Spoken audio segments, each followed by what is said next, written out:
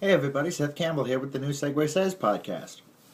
Well, this week we're featuring two of my favorite artists of all time, Billy Joel and Peter Gabriel. Billy Joel, of course, being one of our most frequently appearing artists. Peter Gabriel, we've seen him a few times, but both of them are huge inspirations and influences to me and my music, my playing, and my writing. Now, the Billy Joel song is called Nobody Knows But Me, and it's incredibly obscure. The Peter Gabriel song is called Kiss That Frog. It's moderately well known. So, Nobody Knows But Me is actually not on any of Billy Joel's albums. It's on a compilation album of children's songs, specially written and recorded by well-known artists. The album was called In Harmony 2, I believe, released in the year 1982. You can find this song on Billy Joel's My Lives box set compilation, or on the collected additional masters of the Complete Albums box set. And Kiss That Frog was from 1992 on Peter Gabriel's album Us. Now, just in case you probably don't know these songs, so we're going to go over them a bit. Both are at similar tempers. They're both in the key of C, though Nobody Knows But Me uses the Ionian scale, and Kiss That Frog uses the Mixolydian scale, so that basically means flat 7 as opposed to the natural 7. I apologize for the hiccups, but I've had so many unusable takes of this that I'm just going to keep working through. I'm getting tired. The other notable similarity is that both of these songs feature some bluesy harmonica. I'm not sure if it's Billy playing on his, though I do believe it is Peter Gabriel playing the harmonica on his song. Now, Nobody Knows But Me goes something like this. And please forgive the singing. It's hard to do when you're in the kind of vocal slump I've been lately. I used to be able to do this. It goes something like this. I got a friend that nobody knows but me. I got a friend that nobody knows but me. My mama thinks I'm talking to myself again. I know she thinks I'm out of my mind. I'm really talking to my secret friend. We get along just fine. I've got a friend that nobody hears but me. I've got a friend that nobody hears but me. Obviously, it's a song about imaginary friends. It's very goofy, very upbeat, very lighthearted, as you'd expect a song on a children's album to be. Now, the Peter Gabriel song, Kiss That Frog, is also slightly similar in topic because it's based on a children's fairy tale, but in a dark and creepy way that only Peter Gabriel could pull off. Lyrically, it's about... It's a retelling of the classic story of the cursed prince who's been turned into a frog and needs the kiss of a princess to restore him to being a human. Which, let's be honest, is pretty messed up to begin with. I mean, you look at some of the fairy tales we were told as children, and they're just really kind of demented on a few levels. But Peter Gabriel takes this story and just makes it even weirder by telling the story as if, from the perspective of the frog, as if he's some creepy stalker lounge lizard. Yeah, I know lizard's a reptile, frog is an amphibian. Bear with me here, it's a turn of phrase. But so basically as if the frog is a total creep. And that just takes an already weird story and just makes it so much more, really just frightening on some levels.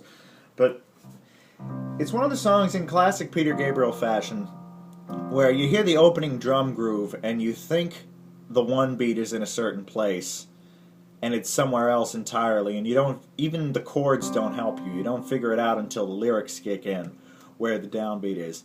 And oddly enough, his former Genesis bandmate Phil Collins does the same thing a lot of times. Sometimes within Genesis songs like Man on the Corner or Keep It Dark. And then, of course, In the Air Tonight being one of the greatest examples of deceptive opening rhythms of all time. But this is one like that. Now, I can't demonstrate that on the piano very well, but I hugely encourage you to listen to the record, and if you haven't heard it, try to spot where the one beat is before the lyrics come in. It's a real challenge. Goes something like this. Sweet little princess, let me introduce his frog nest. You alone can get him singing. He's all puffed up, wanna be a king. Oh, you can do it. Come on, come on, come on, come on, come on, come on, come on. Lady, kiss that frog. Splash, dash, heard you call. Bring you back your golden ball. Can't you hear beyond the croaking? Don't you know that I'm not joking? Oh, so what's one little kiss, one tiny little touch? Always wanting it so much. I swear that this is royal blood running through my skin. Oh, can't you see the state I'm in? Kiss it better. Kiss it better. And if you can believe it, it gets much, much more creepier, much more creepy even as it continues. You'll just have to listen to it to see what I mean. To my mind, the best version of this is actually the version on the Secret World Live album. There's great harmonies by Paula Cole. The Peter Gabriel's harmonica playing is much more adventurous than it is in the original recording. The original recording has the deceptive drum beats, so they're both very cool. Now, obviously these are two different moods. One is very lighthearted and one is just sort of meant to disturb you as much as it can while still being subtle about it. So this really isn't a back and forth segue. You can go either way, but I prefer to do Nobody Knows But Me into Kiss That Frog. And as you can hear, they both have distinctive grooves. Not the Billy Joel and sort of the Bo Diddley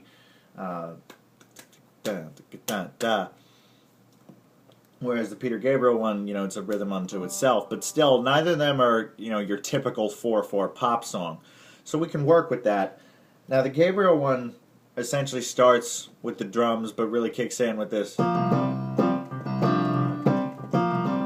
the guitars and the keyboards kick in. And that's what we're going to use as the beginning for this. Now, Nobody Knows But Me has this sort of extended outro chorus. I got a friend that nobody knows, nobody sees, nobody hears, nobody listens to, but nobody can. Nobody knows but me. And just sort of jam on this progression. That's the harmonica part.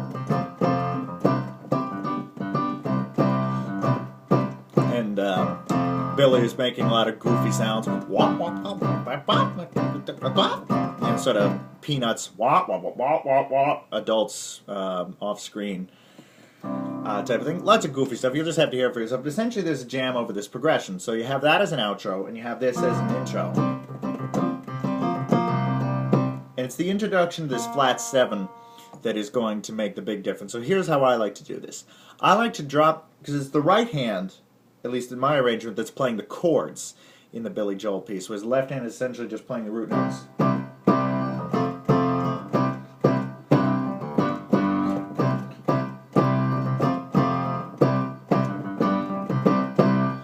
So I like to drop the right hand because that's what's playing the chords, emphasizing the 5 chord with this natural 7th. And so if you just drop that out, sort of let it gradually fade till you're just playing the bass. And I like to jam, of course, over the progression.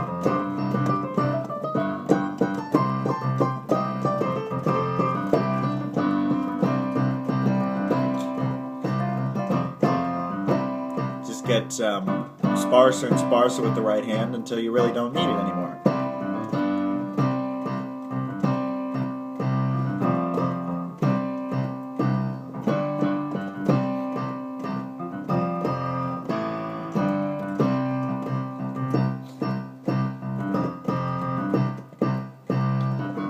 When you're ready, just bring in the right hand with the Kiss That Frog guitar part and switch grooves like this.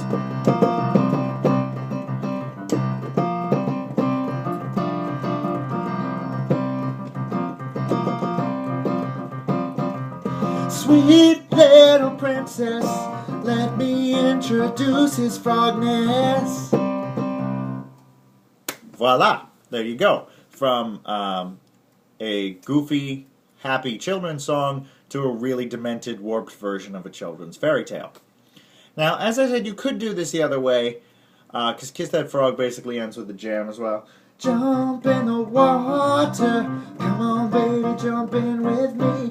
Jump in the water, come on baby, get wet with me. Let's jump in the water, come on baby, jump in with me. And you can just start the Billy Joel progression with the Bo Diddley rhythm right out of that pretty easily.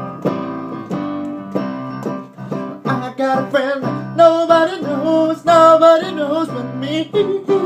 I got a friend nobody knows but me.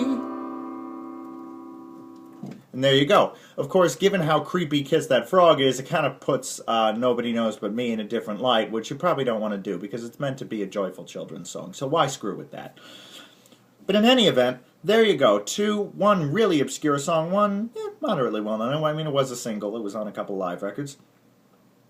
But still, not exactly what you necessarily greatest hits, but really cool songs by two big artists. And as you guys know, I love the obscurities. If you've been watching this podcast or heard the covers I've done or seen any performances I do, you know that I love the deep cuts just as much as the greatest hits. And this is why, because they're really fun songs. So hopefully you've enjoyed this. Thanks so much as always for watching. I will see you next week.